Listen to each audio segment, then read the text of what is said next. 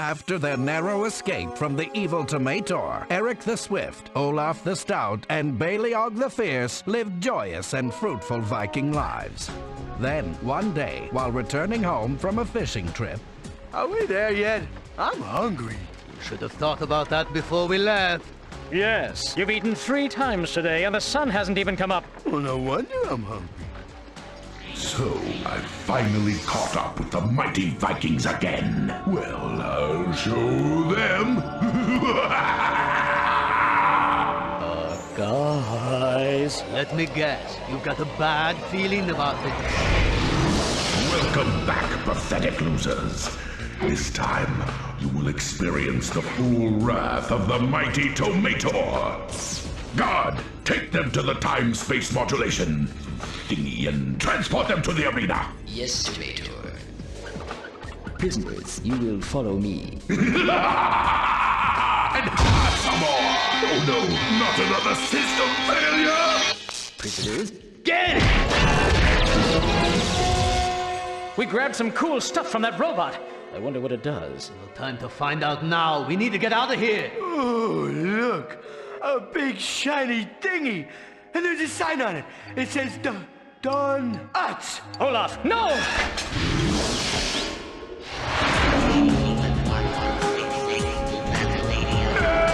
I've lost it again!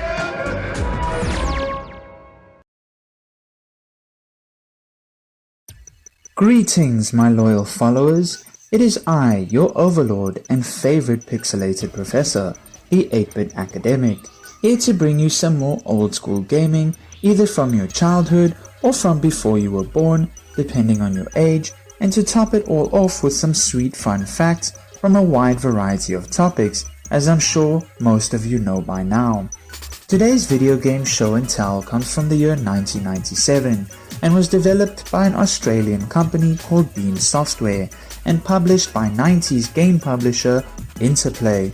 But believe it or not, the very first game in this particular series of Vikings that are lost, as well as its SNES sequel, was developed by the same guys that brought you classics like the Diablo series, StarCraft 1 and 2,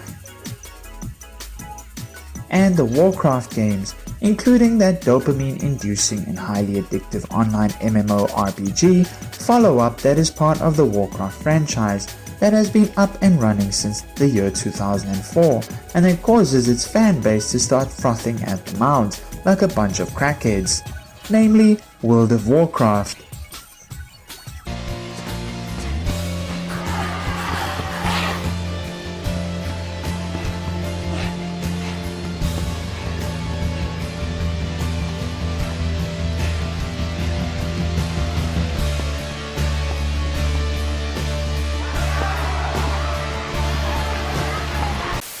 The company in question being Blizzard Entertainment, which during the early 90s were called Silicon and Synapse Incorporated. The particular game I am referring to here is the side-scrolling puzzle platformer Lost Vikings 2, Norse by Norsewest, which is both an upgraded version with pre-rendered 3D graphics of the original Lost Vikings 2 and a sequel to the first installment simply titled The Lost Vikings.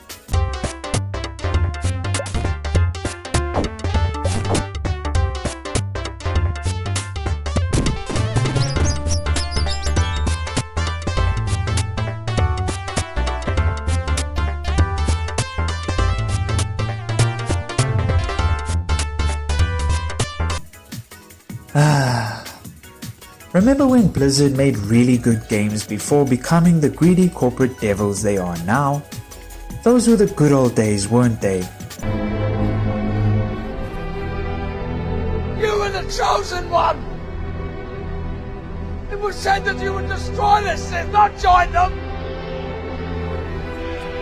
Bring balance to the Force, not leave it in darkness!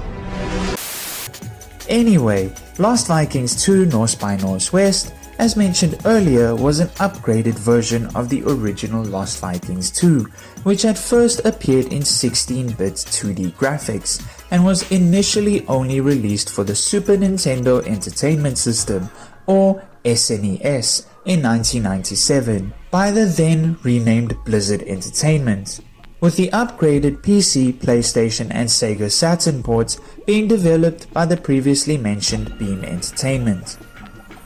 Aside from the Game Sampler 2 for Windows 95, Lost Vikings 2 Norse by Norsewest was one of the first games I ever owned as a kid, which my dad got me for my 8th birthday, along with Sensible Soccer and Little Big Adventure 2, which I plan on featuring in a future video.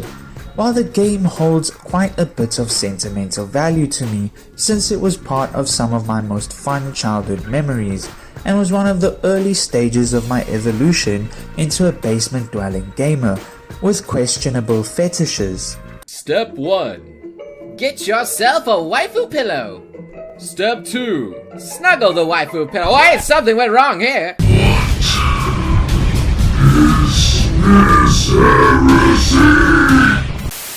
It still proved an extremely difficult challenge for me even when I replayed it recently on an emulator for the first time since my childhood over 20 years ago. Despite my genuine love for the game as a kid, it also turned out to definitely be a lesson in patience, since its insane difficulty and punishing and mind-boggling puzzles definitely made me throw a little tantrum once in a while, resulting in me being grounded for almost breaking the keyboard. Maybe I should have stuck to playing something more kid-friendly like the aforementioned Little Big Adventure 2.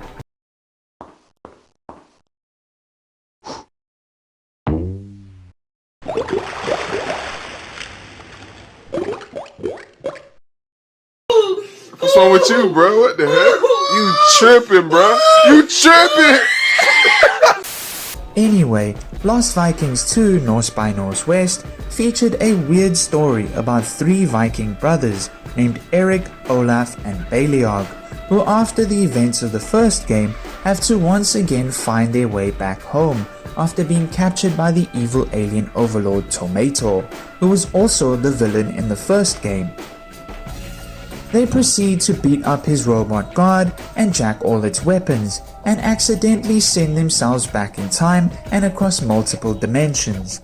Along the way, they meet and befriend a wide range of colorful characters, 2 of which are also playable in certain levels, named Fang the Werewolf and Scorch the Dragon, who aid them on their quest to defeat Tomator and return home. Each of the characters had their own unique abilities and featured various maze-like levels and puzzles that a player must solve to obtain various key items in order to progress.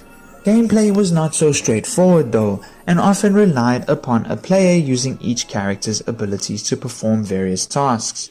For example, Olaf is the only character equipped with a shield, and so can be used to defend both himself and other characters from being attacked by enemies, but unlike Baleog, he is unable to attack since he has no weapons.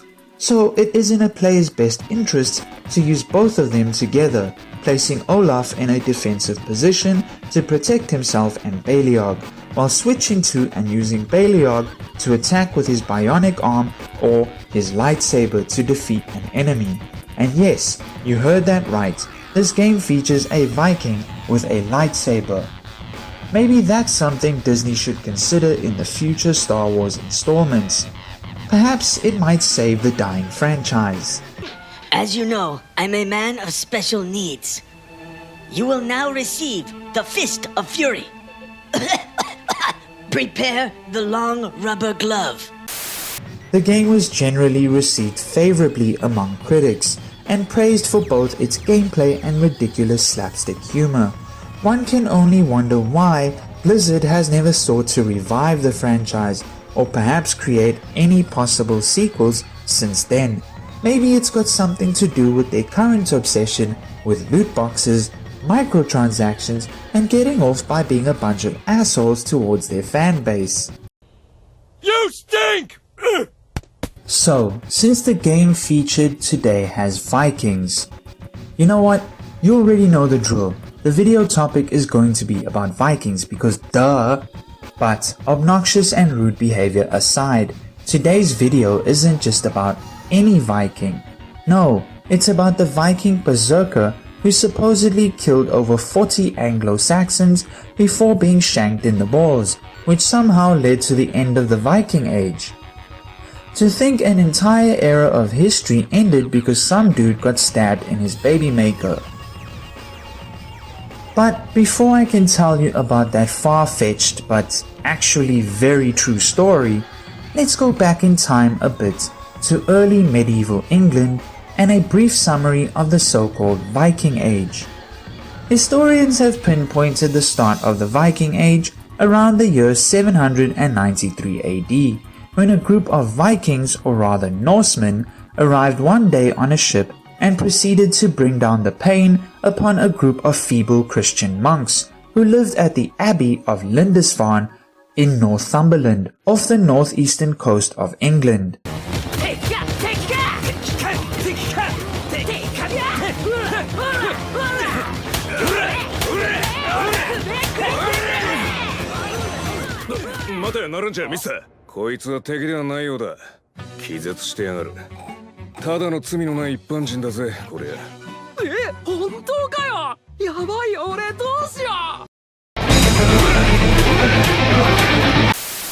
After gaining quite a liking to all the valuables of silver and gold they gained from looting the church and abbey at Lindisfarne, they proceeded to continuously curb-stomp the western parts of Europe and the various kingdoms, towns and Christian monasteries along its coasts for the next 300 years or so. Some of the victims included Anglo-Saxon England, the Kingdom of Francia, which is modern-day France, as well as Muslim-controlled Spain, which formed part of the Umayyad Caliphate or Empire, and was known as Al-Andalus. Perhaps I will do more detailed videos on the various events that happened during the Viking Age in the future and some of its most prominent historical figures, like King Ragnar, who may or may not have been a real person depending on which historian you ask. Fun fact about the Vikings, the more accurate term for them is in fact Norsemen or Northmen, since they came from the northern parts of the modern-day region of Scandinavia, which, as you might have guessed, is in Northern Europe. Today, Scandinavia consists of the countries Norway, Sweden, Denmark and Finland, and by extension Iceland and Greenland, since the Vikings or Norsemen colonized those islands between 830 and 970 AD. The word Viking in Old Norse language actually meant to go on a raid or a journey, which would often involve pillaging and a lot of violence. So using modern English, because I doubt anyone still speaks Old Norse, a proper way to use the term Viking would be something like, "Hey bro, wanna go on a Viking together?"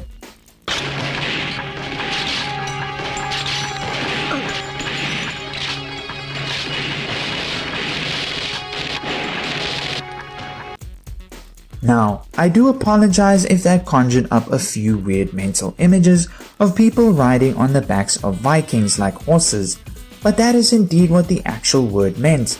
It was a verb, or as they taught us in primary school, a doing word.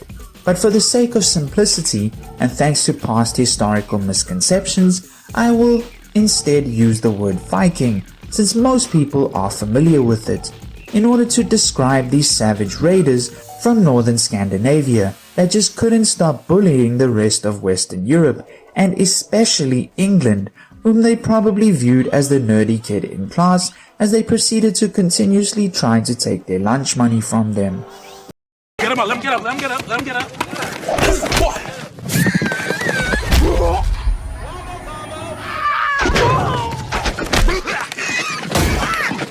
Fight back! Fight back! Fight back!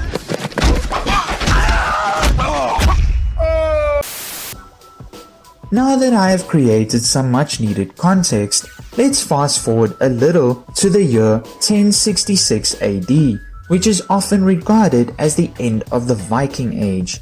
Prior to this, for the past 300 years or so, as I had mentioned earlier, the Vikings were having a pretty successful run against the low-ranked Anglo-Saxons, who they repeatedly raided, slaughtered, manipulated politically and intimidated into submission, with one pretty big curb stomping happening around the year 865 AD, when almost all the various Viking kingdoms of Scandinavia put an end to their infighting and territorial disputes and banded together as war buddies and went a-raiding together with the aim of conquering the still divided land of England, which was split into 4 kingdoms, namely Mercia, East Anglia, Wessex and Northumbria. However, by the previously mentioned year 1066 AD, the Anglo-Saxons of England had already put aside their petty squabbles, and the 4 kingdoms of Mercia, Wessex, East Anglia and Northumbria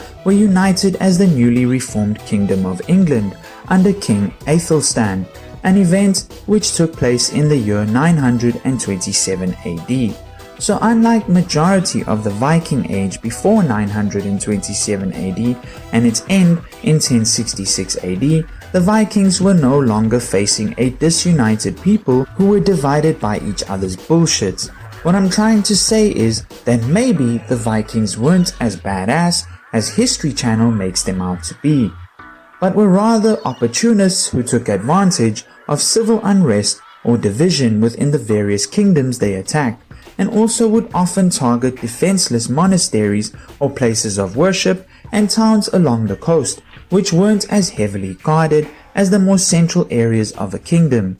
But then again, that's a pretty good strategy, especially if your goal was simply to loot and plunder, or go out and have fun with the boys while bashing in a few Anglo-Saxon skulls. Which makes me think that maybe the Vikings just enjoyed a good dust up from time to time to get the blood going. Kinda like them orc war boys in Warhammer 40k. I'm beginning to see a connection here.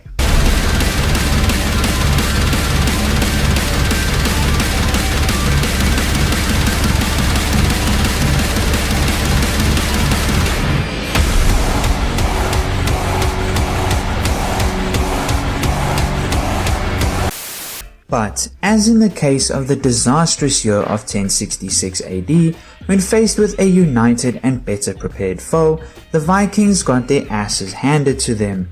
In this particular year, the whole beef started due to a succession struggle after the death of English King Edward the Confessor in the month of January of that same year. Basically, the bros were killing each other over who should be the next King of England. He ate this corn. I ate this one. Right. He ate that one. Yes. Right. I ate this one. Yes. Right. He skipped that one.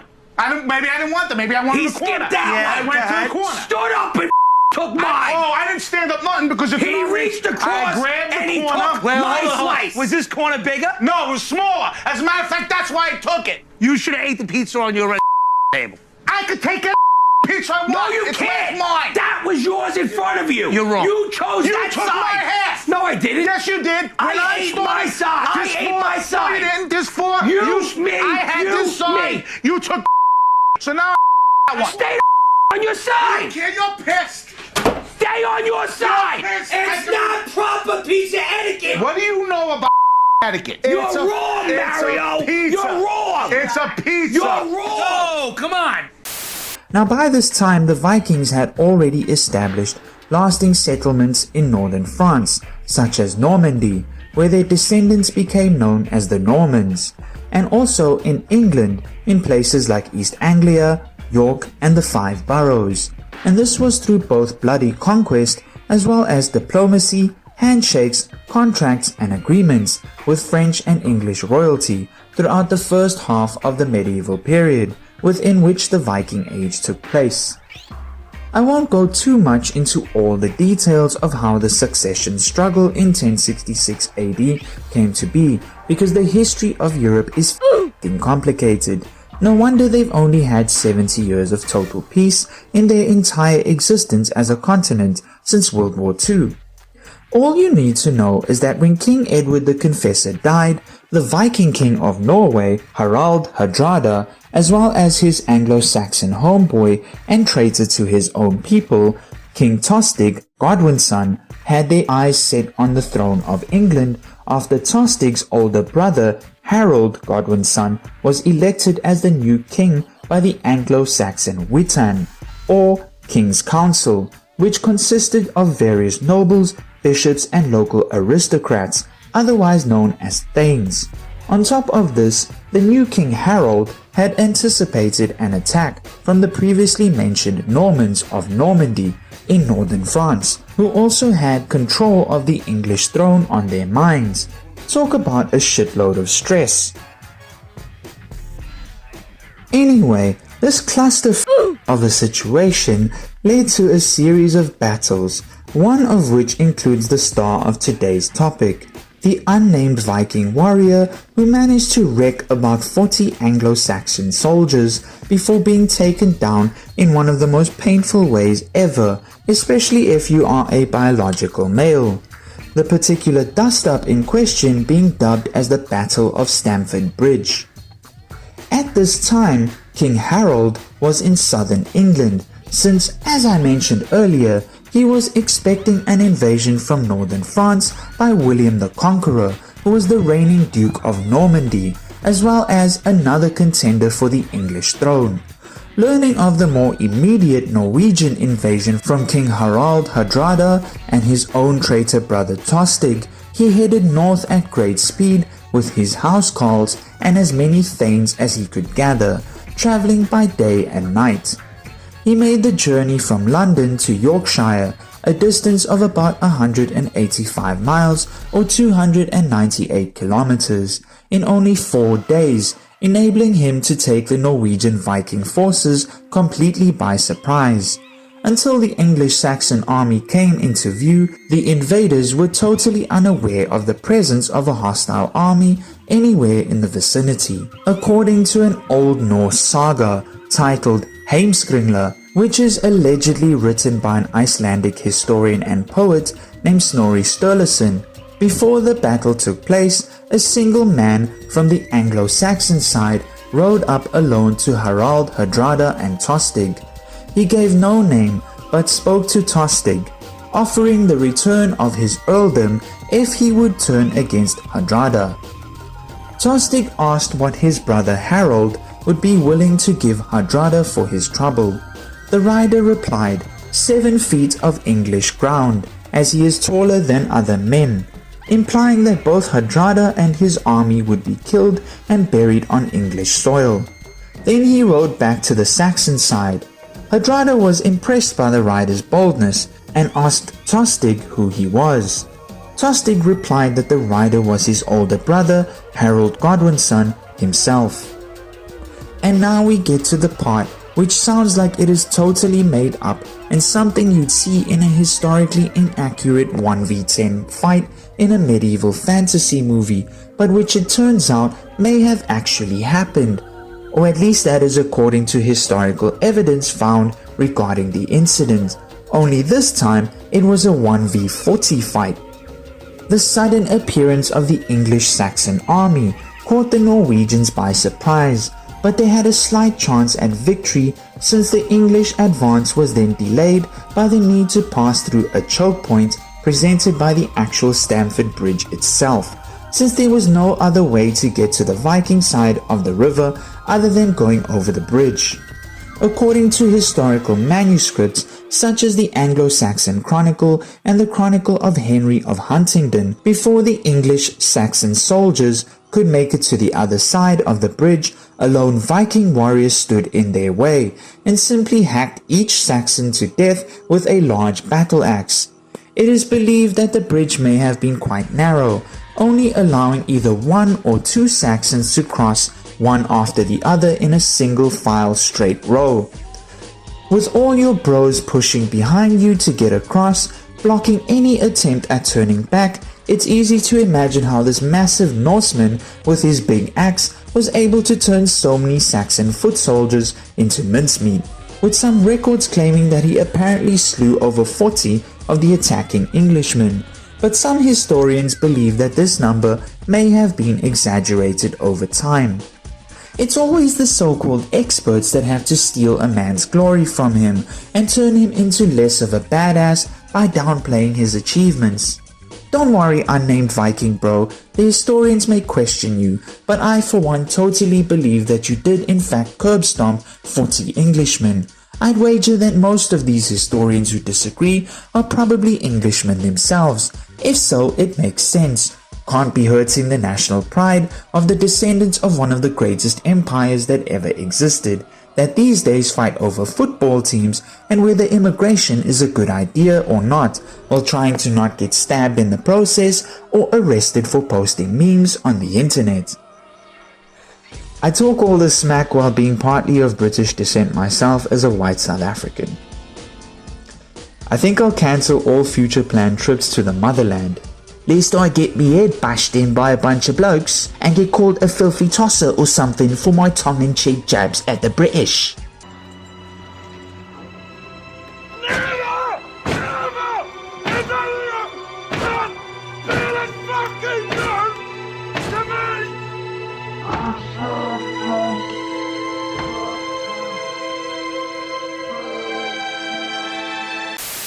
Anyway, our OP Viking main was really handing it to the Anglo-Saxons until they decided to use literal below-the-belt tactics to bring the Scandinavian savage to his knees.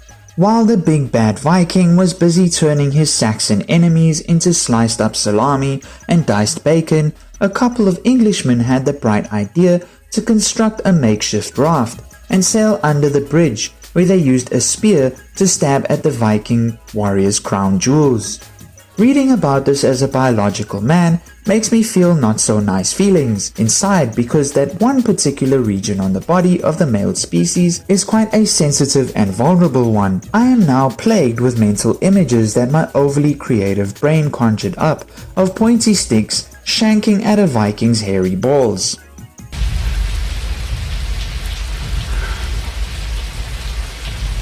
I've seen things you people wouldn't believe.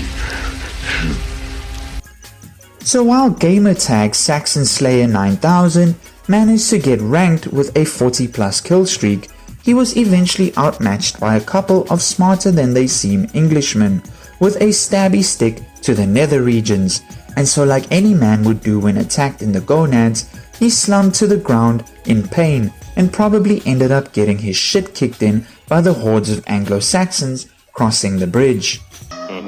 Easy, boys.